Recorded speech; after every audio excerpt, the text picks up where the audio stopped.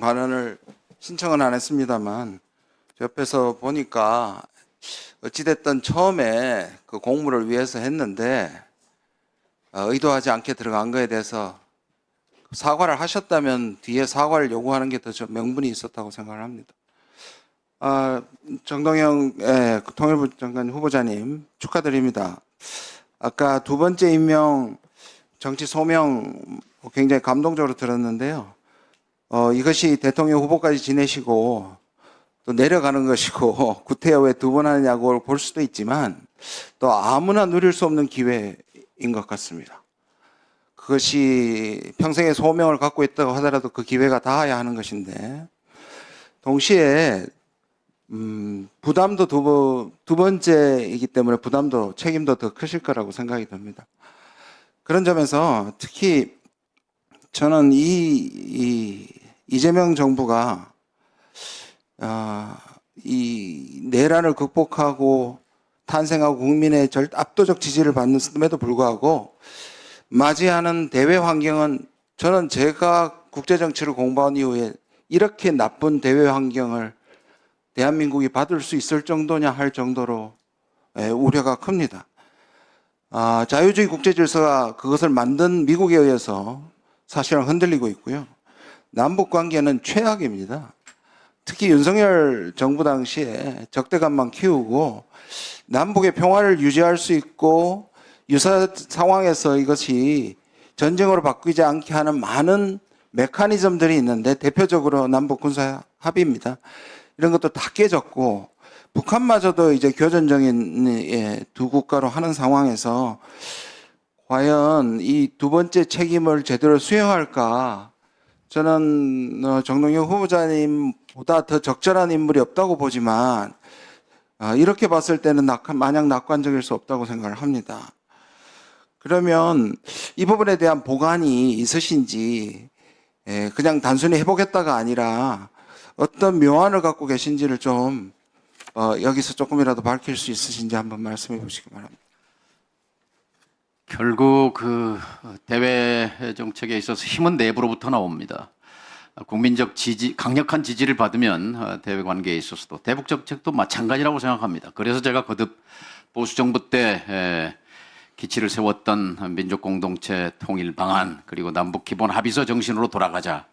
그건 노태우 정부와 김영삼 정부가 만든 것입니다. 그리고 야당이 전폭적으로 협조했고요. 그 정신으로 돌아가면 남북 관계는 상대적입니다. 강대 강의 결과물이 적대적 두 국가로 왔지만 그러나 다시 초심으로 돌아가서 35년 동안 유지해왔던 상호 존중, 상호 공존, 남북 기본합의서 제1조 남과 북은 서로 상대방의 체제를 인정하고 존중한다. 2조 내부 문제에 간섭하지 아니한다. 3조 비방 중상하지 아니한다. 4번 전복 파괴하지 아니한다. 5번 정전 상태를 평화 상태로 바꾸자. 얼마나 이건 한반도 평화에 있어서 한반도 통일로 가는 길에 있어서 대헌장입니다. 마그나 카르타입니다. 이것은 또 보수 정부가 만든 겁니다. 이걸로 돌아가야 합니다. 지난 3년 동안 이게 파괴됐지 않습니까? 그래서 초당적 합의, 여야 합의만 있으면 얼마든지 돌아갈 수 있다. 이렇게 돌아가면 북도 호응할 것이다. 적대적 두 국가가 아니라 우호적 두 국가 관계로 바꾸는 것이 저의 사명이라고 생각합니다. 저는 남남이 갈등을 극복하고 이것을 위해서 초당적으로 노력해야 된다는 데서는 뭐 더 이상 어떤 이견도 없는데요. 그럼에도 불구하고 북한이 나와야 하는 것이라고 저는 생각을 하는데 지금 오늘도 보면 어제죠. 북한이 이제 한미일 공중훈련에 대해서도 얘기를 했고요. 오늘 아침에 지금 김병주 의원께서 그 무인기 보낸 것 좌표 중에 하나가 김정은 숙소로 추정되는 사실 2018년에 한반도 평화 프로세스 때도 국방부 쪽에서는 대대 쪽에서는 오히려 참수작전이 그대로 살아있었고 참수훈련을 했습니다.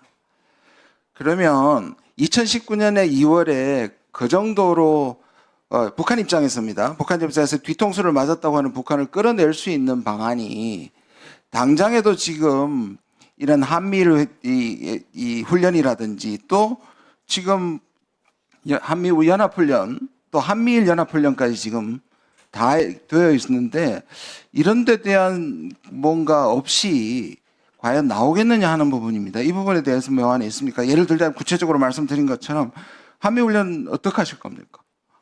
네, 김준영 의원님이 갖고 계신 문제의식에 공감합니다.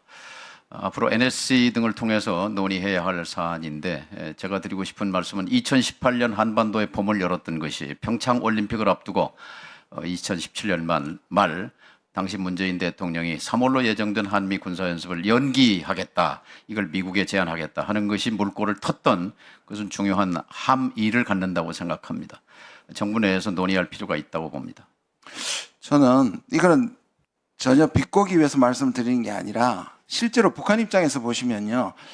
저는 이재명 대통령이 과거에 서훈이나 또는 지금의 이종석 장관이나 우리 정동영 후보자처럼 뭔가 북한에 대해서 이해를 하고 북한이 좋아할 인사, 그러니까 북한이 적어도 나와서 대화할 만한 상대로 본다는 거에 대해서는 동의를 하는데요. 그게 너무 나이브하지 않나. 왜냐하면 2018년 19년에 한반도 평화 프로세스가 붕괴했을 때 오히려 훨씬 더 비난을 했던 것이 소위 말하는 북한에 대해서 대화파고 협력파였습니다. 왜냐하면 그때 기대를 갖고 있었는데 오히려 지금 북한은 더 불신할 수도 있다라는 점에서 오히려 북한에서는 부적격 인사로 볼 수도 있거든요. 그 부분에 대해서는 어떤 생각을 갖고 계십니까? 네, 아쉬움이 많이 있습니다.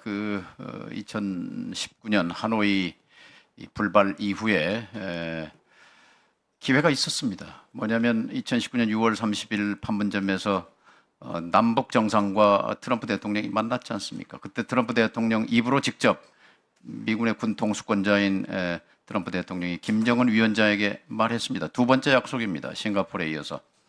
한미 군사 연습이 너무 공격적이다. 그리고 돈 낭비다. 이걸 중단하겠다고 약속했던 것. 그것을 그때 8월로 예정됐던 그 훈련에 반영하지 못했던 것이 결국은 북미 관계, 남북 관계 동결 상태로 들어갔다. 저는 그렇게 생각합니다. 예, 수고하셨습니다. 다음 안철수 의원님 질의해 주시기 바랍니다.